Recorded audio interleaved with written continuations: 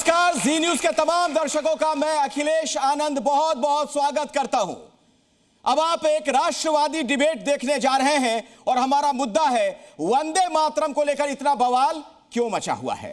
वो राष्ट्रगीत जिसे आजादी के मतवाले, आजादी के दीवाने गाते थे, स्वतंत्रता सेनानी उससे प्रेरणा लेते थे।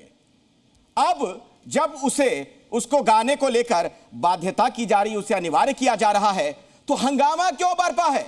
और बात तो इस कदर बढ़ चली है कि कुछ इस्लामिक विद्वान या मौलाना यहां तक कह रहे हैं कि दरअसल इस राष्ट्रगीत के जरिए इसको अनिवार्य करके धर्म परिवर्तन की कोशिश चल रही है। आप सोचिए भला कैसी कैसी बातें की जा रही हैं। इसलिए यह जानना बहुत जरूरी हो जाता है कि क्या वंदे मातरम जो राष्ट्रगीत है इसमें धर्म का वाकई कोई एंगल है, कोई उस तरीके का पहलू है। इस पर हम बातचीत करेंगे और इसकी एक एक बारीकियों से हम आपको वाकिफ करवाएंगे ताकि आपके दिमाग में किसी तरीके की कोई उलझन ना रहे। और इसीलिए यह खास शो लेकर जी न्यूज आपके सामने हाजिर है। आप देख रहे हैं मेरे पीछे जनता जनार्दन है, पब्लिक है, इनसे भी बातचीत होगी। और आज इस शो में जो बहुत ही खास मेहमान हैं, अक्सर उन्हें टीवी चैनलों पर आप देखते हैं, सुनते हैं, डॉक्टर सुधांशु त्रिवेदी, भारतीय जनता पार्टी के तेज तर्रार प्रवक्ता और राज्यसभा के सदस्य। मैं आपका स्वागत करना चाहूंगा सुधांशु जी, बहुत बहुत स्वागत है, आ जाए आप।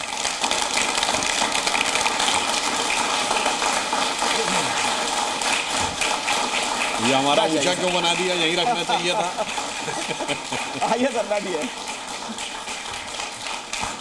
और आज इस बहस में कई इस्लामिक विद्वान भी हिस्सा ले रहे हैं। उनके मन में जो सवाल है वो पूछेंगे। मुस्लिम इसे लेकर क्यों इस तरीके से चिंतित हो रहे हैं, कुछ मुस्लिम, सबकी बात में नहीं कर रहा हूं, उनसे भी हम सवाल जवाब करने वाले हैं। मुमताज आलम रिजवी जी, बहुत बहुत स्वागत है आपका। आसिफ खान साहब, बहुत बहुत स्वागत है आपका। फजलुर रहमान जी, बहुत आपका स्वागत है। हमारे साथ फिरोज भट्ट साहब यहां पर मौजूद हैं, बहुत स्वागत करना चाहूंगा आपका। और सैयद जवाद साहब, बहुत बहुत स्वागत आपका भी। आप लोगों से हम बातचीत की शुरुआत करें उससे पहले दर्शकों को एक छोटी सी रिपोर्ट दिखा देते हैं।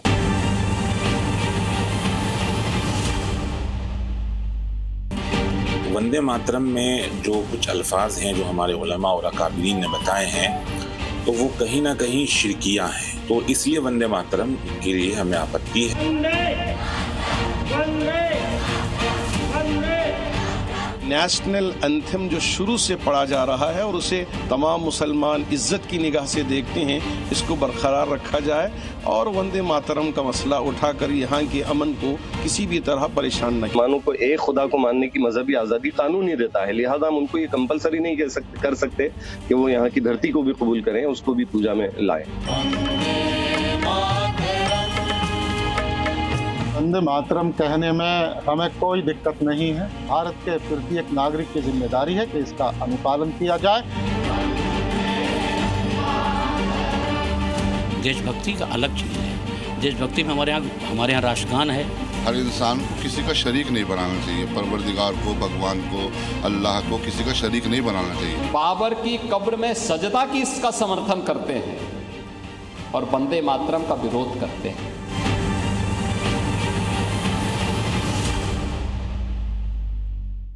तो आइए अब चर्चा की शुरुआत करते हैं। और डॉक्टर सुधांशु त्रिवेदी जी, पहला सवाल आपसे यही, वंदे मातरम की अनिवार्यता क्यों, आजादी के इतने सालों के बाद यह ध्यान कैसे आया? वंदे मातरम वो है कि 14 और 15 अगस्त 1947 की रात जब स्वतंत्र भारत अस्तित्व में आया और तब तक जनगण मन भारत के राष्ट्रगान के रूप में स्थापित नहीं हुआ था, तो वो जो फेमस नेहरू जी की ट्रस्ट विद डेस्टिनी वाली स्पीच है, तो वो कॉन्स्टिट्यूएंट असेंबली की बैठक किसको गाकर शुरू हुई थी? सुचेता कृपलानी ने वंदे मातरम गाया था। तो ये भारत अस्तित्व में आया है स्वतंत्र रूप में, वंदे मातरम गाकर अस्तित्व में आया है।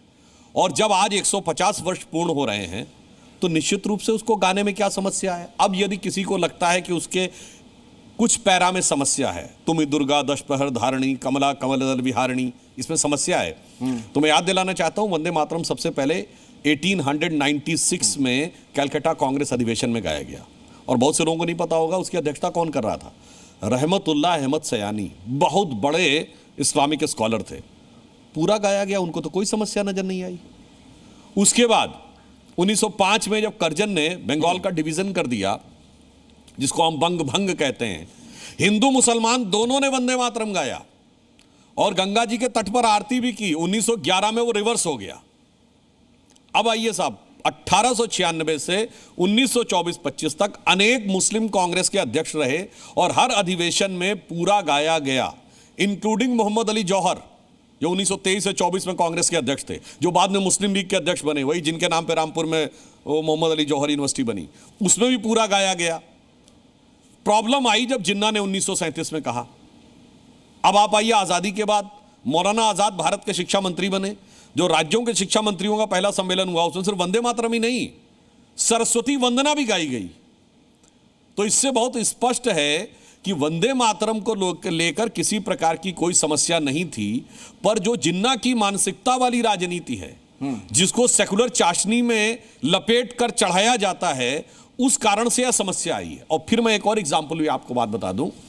देखिए, दुनिया का सबसे बड़ा मुस्लिम देश है इंडोनेशिया, और इंडोनेशिया की जो अमेरिका में एम्बेसी है, यानी दुनिया के सबसे शक्तिशाली देश में, वॉशिंगटन डीसी में मैसाचुसेट्स एवेन्यू पे, अगर आप नहीं गए तो नेट पे खोल के देख लीजिए, वहां उसके बाहर उन्होंने 12 फुट की सरस्वती जी की प्रतिमा लगा रखी। किसने? इंडोनेशिया ने, जो दुनिया का सबसे बड़ा मुस्लिम देश है, ठीक। और उसके नीचे 3 बच्चे पढ़ते हुए बने हैं, और वो कहते हैं ये हमारा कल्चर है, मां सरस्वती की आराधना करने से हमारे मजहब के ऊपर कोई फर्क नहीं पड़ता। तो अगर दुनिया के सबसे बड़े देश के ऊपर कोई फर्क नहीं पड़ता है, यानी जो सबसे बड़ा मुस्लिम देश है उस पर फर्क नहीं पड़ता है, तो ये जो छुटके छुटके वाले हैं, इन पे क्यों फर्क पड़ रहा है, ये जरा सोचने की बात है। इस चर्चा को मैं आगे बढ़ाऊं उससे पहले दर्शकों की जानकारी के लिए एक तथ्य मैं रखना चाहता हूं। कई मुस्लिम देश हैं जहां पर जो भी राष्ट्रीय अस्मिता से जुड़ी चीजें हैं, अगर आप उसकी इज्जत नहीं करते हैं तो सजा तक का प्रावधान है। जैसे मलेशिया में राष्ट्रगान का सम्मान नहीं करने पर 100 रिंगिट का जुर्माना या 1 महीने की जेल हो सकती है। तुर्की में राष्ट्रीय प्रतीक जिसमें राष्ट्रीय गान भी शामिल है, उसके अपमान पर 6 महीने से 2 साल की सजा का प्रावधान है। सऊदी अरब में फ्लैग लॉ के तहत राष्ट्रीय ध्वज और राष्ट्रगान के अपमान पर 1 से 3 साल की सजा और भारी जुर्माने का प्रावधान है। ईरान में राष्ट्रीय गान के अपमान पर अदालत जितने दिन चाहे उतने दिन की जेल की सजा सुना सकती है। और इंडोनेशिया में राष्ट्रीय प्रतीकों के अपमान पर 10 साल तक की जेल, भारी जुर्माना। फिर सैयद साहब ये बताइए, सैयद जवाद साहब, इतना बवाल क्यों? राष्ट्रगीत गाने में क्या दिक्कत है? बहुत बहुत धन्यवाद सभी को, मेरा जय हिंद जय संविधान। देखिए, नई नई भारतीय जनता पार्टी सत्ता में आई है, वंदे मातरम को लेकर के कोई ऐतराज़ नहीं, लेकिन तारीख अगर देखेंगे तो जहां सुधांशु भाई ने बात करी 1975 और बात कर रहे थे 1875 की, जब से लिखा गया, तो ये संघ के लोग, जो लोग वंदे मातरम कहते हुए देश की जंग आज़ादी की लड़ाई में कूद रहे थे, ये आरएसएस के लोग उस वक्त क्या कर रहे थे? इनका क्या लेना देना वंदे मातरम से? उस वक्त जाते ना, फांसी के फंदे को चूमते ना, तख्त को चूमते ना, किसी ने नहीं चूमा। और जो इनकी आइडियोलॉजी है, जो आज देशभक्ति का सर्टिफिकेट दे रहे हैं, ना इनकी आइडियोलॉजी जो है वो इस देश की है, ना इनकी पोशाक इस देश की है, ना इनकी विचारधारा इस देश की है। 52 साल तक तिरंगे का जिन्होंने अपमान करा, जिन्होंने संविधान को नहीं एक्सेप्ट करा, आज वो आए हैं लाइन पे, मुबारक हो, अच्छी बात हो। लेकिन जब वंदे मातरम की बात कहते हैं तो उसमें कहा जाता है कि इस देश के अंदर ठंडी ठंडी हवाएं हैं, खूबसूरत फूल हैं, पुष्प हैं। ना साहब, हवा अच्छी है दिल्ली की, फेफड़े लोगों को खराब हो रहे हैं, करके दे दीजिए। और देश की जनता कह रही है कि हमको साफ नदियां दे दीजिए, साफ नदियां दे, हाँ बिल्कुल, साफ नदियां दे दीजिए। गंगा कितनी साफ हुई, यमुना कितनी साफ हुई, उसमें जिक्र है कि हिमालय पर्वत जैसी ठंडी ठंडी हवा आती है हमारे, तो वंदे भारत पर इसीलिए, तो क्यों वंदे मातरम पर इसीलिए आपत्ति है आपको? साफ नहीं मिल रही है। हाँ। सुनिए तो, अरे छोटे में ना सर, और भी है ना आपके साथी यहाँ बैठे हुए। जितनी चीजें उसमें कही गई हैं, आप इस देश की जनता को, नौजवानों को दे दीजिए। दिन रात लोग वंदे मातरम कहते रहेंगे, ना अच्छा रोजगार है, ना अच्छी हवा है, ना अच्छा पानी है, ना अच्छा स्वास्थ्य है। क्या अच्छा है बता दीजिए 11 सालों के अंदर। वंदे मातरम पे हवा ऐसी खराब हो गई कि हवा और पानी पे आ गए। वो भी मैं बताना चाहता हूं। हाँ साहब, उसमें जिक्र है। सुनिए सुनिए, हम आपको बताने की कोशिश कर रहे हैं। हाँ। प्रयाग से और वाराणसी तक प्रियंका गांधी जी ने स्टीमर पर ट्रेवल किया था, कितनी जगह गंदगी थी, सोशल मीडिया पोस्ट कर दिया होता अगर होती। नहीं मिली ना, अरे तो दिखाओ ना कहां पे। सर मेरी बात सुनिए, जवाब साहब, जवाब साहब, सवाल आपने पूछ लिया, जवाब ले लीजिए, जवाब ले लीजिए। अगर पानी उतना गंदा है जितना आप कह रहे हैं, तो जितना आपके दिमाग में भरा हुआ है, तो 66 करोड़ लोग कुंभ में स्नान किए थे। तो अगर 1% भी बीमार पड़े होते तो 66 लाख। सुन तो लीजिए भाई, बात बीच में बोलते चले जा रहे हैं। नहीं मिल पा सर ऐसे नहीं हो पाएगा। एक मिनट, जवाब टैंकरों से पानी आ रहा, साफ पानी। जब हम फैक्ट की बात कर रहे हैं तो फिर लगातार बीच में बोल रहे हैं दिल्ली की हवा साफ नहीं है। गजब बात है। अच्छा, दिल्ली की हवा कब से खराब है? दिल्ली की हवा तो बहुत 2014 में और भी खराब है।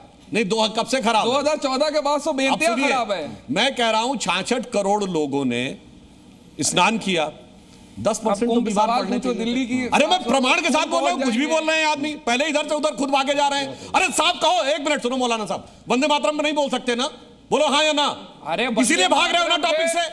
अब टॉपिक में जब मैं कह रहा हूं कि पानी अगर खराब है और 66 करोड़ लोगों ने स्नान किया, 10% तो बीमार पड़ते तो 6 करोड़ 60 लाख बीमार पड़ते तो हाहाकार हो जाता। 66 लाख छोड़ो, 66,000 बीमार नहीं दिखा पाए। इसका मतलब गंदगी पानी में नहीं, आपके दिमाग में भरी हुई है। रिजवी साहब, वंदे मातरम पर क्या आपत्ति है अगर राष्ट्रगीत के तौर पर इसे अनिवार्य किया जा रहा है, और क्या सवाल है आपका सुधांशु जी से? बहुत बहुत शुक्रिया सुधांशु जी। ये वंदे मातरम क्या सिर्फ इसलिए कि कुछ लोग ये कह रहे हैं कि साहब इसमें चूंकि पूजा जैसी पद्धति इसमें शामिल हो रही है और वो मुस्लिम चूंकि एक अल्लाह की इबादत करता है, एहतराम सबका करता है, तो क्या इसलिए आप एक ख़ास मजहब को टारगेट करने के लिए ये कर रहे हैं? क्या आज ये मौलाना साहब वंदे मातरम इनको क्यों अभी याद आया? जब ये अंग्रेजों के दौर में इनको याद नहीं आया, उस वक्त इनको फिक्र नहीं थी। और 300 लोगों ने एक फैसला लिया मिल करके, ठीक है, आजादी के बाद। उस तो आप ये बताइए आज क्या आपको जरूरत पड़ी? ठीक है, जवाब दीजिए। अभी टाइमिंग को लेकर सवाल देखिए, बहुत साफ है, 150वां वर्ष है इसलिए आज हो रहा है। और जो अंग्रेजों के जमाने की लड़ाई की बात कर रहे थे भाई साहब, ये 1925 में आरएसएस बना, ठीक? पोशाक कहां से आई? हाँ सुनिए, तो अब पूरी बात सुनिए, बीच में मत बोलिए। 4 मार्च 1931 को गांधी रिविन पैक्ट हुआ। एक सिविल डिसोबीडियंस मूवमेंट 1931-32 में हुआ। उसका मैं चैलेंज करके पूछता हूं, 32 से लेकर 47 तक, विद एन एक्सेप्शन ऑफ 42 एक आंदोलन हुआ हो तो बताइए, बताओ, चैलेंज करके पूछता हूं। 33, 34, 35, 36, 37, 38, आओ भाई 42 के बाद 43, 44, 45, 46। अरे भाई कोई आंदोलन हो ही नहीं रहा था, कोई स्वतंत्रता का आंदोलन नहीं था 1931 से लेकर 1947 तक। और अगर हो तो चैलेंज करके बताइए। अरे क्या बोलो ना, बताओ 34 में कौन सा आंदोलन? अच्छा, 35 में कौन सा आंदोलन था? एक एक करके नहीं, अब नहीं, अब पहले 3 लोग और भी आंदोलन बता। आप ही नहीं बोलते रहेंगे ना? अरे भाई आप ही नहीं बोलते रहेंगे, बाकी 3 लोग भी हैं। इज्जत के साथ मुझे एक आंदोलन बता दीजिए जो आरएसएस के लोगों ने करा हो अंग्रेजों के खिलाफ 1925 आरएसएस बनने के बाद से। चलिए वो भी सब प्रमाण बोलता हूं। महाराष्ट्र सरकार ने, जो कांग्रेस की सरकार ने जो बुक प्रकाशित की है 2009 में, खिसियाइए नहीं, जाके चेक करिए, स्वतंत्रता सेनानियों में उन्होंने विदर्भ के स्वतंत्रता सेनानियों में डॉक्टर हेडगेवार 1921 में जंगल सत्याग्रह में जेल गए और 1 साल के बाद बाहर आए और उनके स्वागत में कौन अध्यक्ष था स्वागत का? मोतीलाल नेहरू। ठीक है साहब, तो यानी कांग्रेस। और सुनिए, हाँ और क्या, उन्होंने 1920 में कांग्रेस के नागपुर अधिवेशन में पूर्ण स्वराज्य का प्रस्ताव रखा, पर कांग्रेस ने उसे एक्सेप्ट नहीं किया, इसलिए उन्होंने उसको छोड़ दिया। और कांग्रेस ने पूर्ण स्वराज्य का प्रस्ताव 26 जनवरी 1930 को लाहौर कांग्रेस अधिवेशन में स्थापित किया। यानी कांग्रेस खुद मानती है कि 1930 से पहले की लड़ाई स्वराज्य अर्थात इंडिपेंडेंस की थी नहीं, सिर्फ वाइसरॉय की एग्जीक्यूटिव काउंसिल में कंसेशंस की लड़ाई थी। और जब से स्वराज्य की लड़ाई लड़ी, एक वो भी आंदोलन का नाम कितना मजेदार है, सविनय अवज्ञा आंदोलन। कितनी जबरदस्त लड़ाई थी, सविनय अवज्ञा, सिविल डिसोबीडियंस कर रहे हैं। और मैं विनम्रता से पूछना चाहता हूं, सावरकर जी 1910 में 2 जन्मों का कारावास पाए। 1910 में कांग्रेस का अध्यक्ष कौन था पता है साहब आपको? आए बाएं तो बोलेंगे, बोलिए। नहीं पता है, आप बताइए, पूरी बात रखिए। अब सुनिए, वो था ब्रिटिश सरकार का सेक्रेटरी विलियम वैडनबर्न। यानी जो ब्रिटिश सरकार के अफसर के अंडर में बैठे थे वो तो लड़ाई लड़ रहे थे, और जिसको ब्रिटिश सरकार इतना बड़ा दुश्मन मान रही थी कि 2 जन्मों का कारावास देके काला पानी भेज रहे थे, वो उनके साथ मिले हुए थे। ऐसे ही अद्भुत तर्कों ने देश का और आप लोगों का और राजनीतिक दलों का बड़ा भारी सत्यानाश किया है। और मैं फिर विनम्रता से पूछता हूं लास्ट में, कांग्रेस का एक राष्ट्रीय अध्यक्ष स्तर का नेता बताइए जिसको काला पानी हुआ हो। एक कांग्रेस का बड़ा नेता बताइए जिसको गोली लगी हो। एक कांग्रेस का नेता बताइए राष्ट्रीय अध्यक्ष स्तर का। कार्यकर्ता का नाम मत गिनाइएगा जैसे आप हमारे यहां सावरकर जी का नाम गिनाते हैं, और जिसको फांसी हुई हो। एक कांग्रेस का राष्ट्रीय अध्यक्ष स्तर का नेता बताइए, लाला लाजपत राय को छोड़कर, जिसको लाठियां भी पड़ी हो।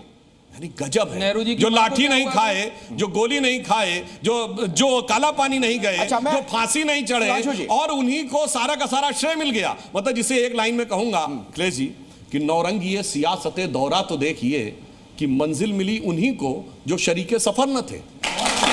अच्छा, मैं इस चर्चा को अब आगे बढ़ाऊंगा। हासिल खान, अच्छा, और इन्होंने जो सवाल पूछा था, इनकी बात का जवाब दे दूं। इन्होंने कहा था वंदे मातरम क्यों जरूरी है, अभी टाइमिंग के साथ वंदे मातरम क्यों जरूरी है, और उसका वो वाला पक्ष क्यों जरूरी है। जब आप कहते तुम ही दुर्गा दश प्रहर धारणी, कमला कमल दल बिहारणी, तो आप पूरे देश से कैसे कनेक्ट होते हैं? क्या आप कलकत्ता की काली जी से कनेक्ट होते हैं, त्रिपुरा की त्रिपुर सुंदरी जी से कनेक्ट होते हैं, आसाम की कामाख्या जी से, मुंबई की मुंबा देवी जी से, और कन्याकुमारी से लेकर वैष्णो देवी तक कनेक्ट होते हैं। और इतना ही नहीं, अगर कोई हिस्सा हमारे राजनीतिक क्षेत्र में नहीं है तो ढाका की ढाकेश्वरी से लेकर बलूचिस्तान की हिंगलाज माता तक हम उससे जाके जुड़ जाते हैं। पूरा देश एकाकार होता है, इसलिए इसकी आवश्यकता है, और ये पूरे देश को एक करने के लिए आवश्यक नहीं। लेकिन और मैं एक और बात भी कह दूं, एक मिनट, जहां वंदे मातरम बोलने वाले हैं, अगर हम पूरे अदब से पूछते हैं मौलाना साहब लोगों से, दुनिया में एक देश बताइए जहां इस्लाम के सारे फिरके पाए जाते हो, बताइए। सिर्फ हिंदुस्तान है हिंदुस्तान में, और सिर्फ हिंदुस्तान में। अब सुनिए, दुनिया में है ही नहीं फिरके, हिंदुस्तान में ही सर। देखिए, बहुत अच्छा, बहुत अच्छा, साधुवाद आपको। अब मेरी बात कान खोल के सुनिए। कश्मीर में सूफियों का बहुत बड़ा मरकज था, जब से वहां पे वंदे मातरम वाले खत्म हो गए, बोलो 4 सिलसिले होते हैं सूफियों के, नक्शबंदी, सोहरावर्दी, चिश्ती, कादरी, एक बचाओ कश्मीर में तो बताओ। चराना शरीफ एक दरगाह थी, वो भी जला दी गई। इसलिए अगर इस्लाम की भी, अब आप सुनिए, मैं कोट करना चाहता हूं, बहुत बड़े पत्रकार हुए मार्क टेली, जिन्होंने 2019 में द इक्वेटर मैगजीन में लिखा कि Muslims in India are the luckiest. उन्होंने कहा क्यों लिख रहा हूं? क्योंकि उन्होंने कहा कि मैं दिल्ली में 30 साल तक रहा, निजामुद्दीन एरिया में, जहां एक तरफ हजरत निजामुद्दीन औलिया की दरगाह और दूसरी तरफ तबलीगी जमात का ऑफिस। उन्होंने कहा दुनिया में कोई मुस्लिम देश होता, ये दोनों डाइवर्जेंट इंस्टीट्यूशन एक साथ 30 साल सरवाइव नहीं कर सकते थे, किसी एक ने दूसरे को खत्म कर ही दिया होता। पर भारत के मुस्लिम लकी इसलिए हैं चूंकि वो अपने मजहब में जैसे चाहें वैसे इबादत कर सकते हैं। और भाई साहब, जहां वंदे मातरम वाले हैं वही दुनिया में इकलौते ऐसा मुस्लिम आबादी है जहां मस्जिदों में धमाके नहीं होते। वरना जहां निजाम मुस्तफा हो जाता है, पाकिस्तान में रावलपिंडी में धमाके होते हैं, काबुल में धमाके होते हैं, सीरिया में धमाके होते हैं, इराक में धमाके होते हैं। तो मुस्लिमों का भी जो भाईचारा आपस में है वो वंदे मातरम की वजह से। देखिए, इसमें एक बड़ा सवाल है, सुनिए, एक आपत्ति ये जाहिर की जा रही है कई जगहों। वैसे एक और बात भी बोल दूं, हम उत्तर प्रदेश में बैठे हैं, बचपन में जो लोग हमारी उम्र से थोड़े बड़े होंगे, लखनऊ में हिंदू मुस्लिम दंगे कभी नहीं होते थे, शिया सुन्नी दंगे होते थे, क्योंकि शिया सुन्नी एक दूसरे को, सुन्नियों ने शियाओं का मदे साहबा का जुलूस निकलवाना बंद कर दिया था।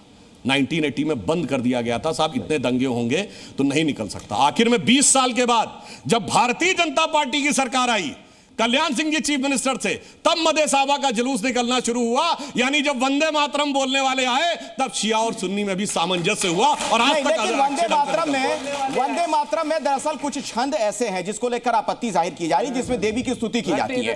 तो क्यों आखिर मुसलमानों को इसके लिए बाध्य किया जा रहा है? हाजी खान जी, हाँ, क्या कहना चाह रहे हैं? वंदे मातरम का हमारे देश में कोई मुसलमान विरोध नहीं कर रहा, लेकिन हमारा मजहबी तरीका जो है, हम एक अल्लाह पर ईमान रखते हैं। हम ना तो प्रॉफिट मोहम्मद सल्लल्लाहु अलैहि वसल्लम के सामने झुकते, ना बैतुल्लाह के सामने झुकते। हम एक अल्लाह की पूजा करने वाले, हम ला इलाहा इल्लल्लाह के मानने वाले हैं। हमारे देश के हिंदू भाई जो है मुख्तलिफ भगवानों के साथ अपनी पूजा पाठ करते हैं, तो उनके यहाँ वंदे मातरम का एतराज़ नहीं।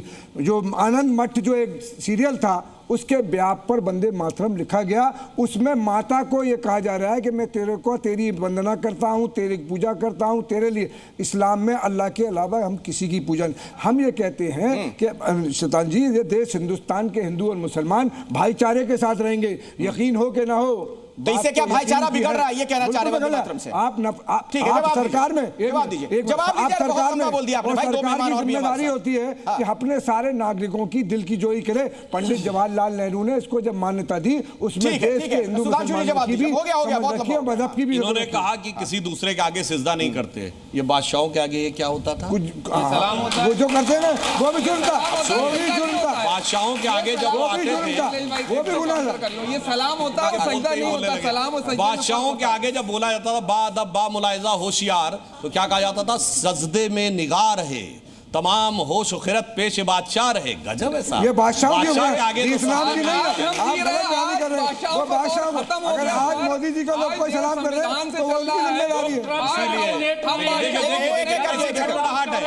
फजल रहमान साहब। हाँ डॉक्टर साहब, क्योंकि आपको शायरी बहुत पसंद है तो मैं भी एक शेर से आगाज़ करता हूँ कि आपस में मिलजुल के रहो तो जाने हम, और नफ़रत के शोलों से बचो तो जाने हम, कि बाद में बनना हिंदू मुस्लिम सिख ईसाई, पहले एक इंसान बनो तो जाने हम।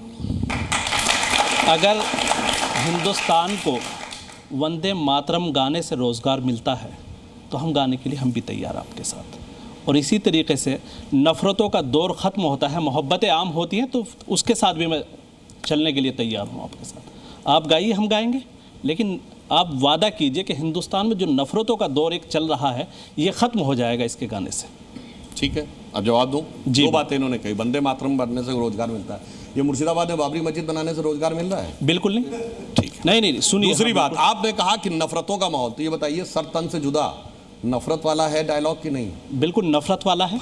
ठीक है। सर तन से जुदा अभी आना शुरू हुआ, इससे पहले तो नहीं था, और सर तन से जुदा यही नहीं है, ऑल ओवर द वर्ल्ड है, ऑल ओवर द वर्ल्ड है। अब सुनिए, हमारी सरकार आने से बहुत पहले की बात कह रहा हूं, जब तो कोई मोदी जी की सरकार नहीं आई थी, ये केरल में फादर जोसेफ का हाथ क्यों काट दिया गया था?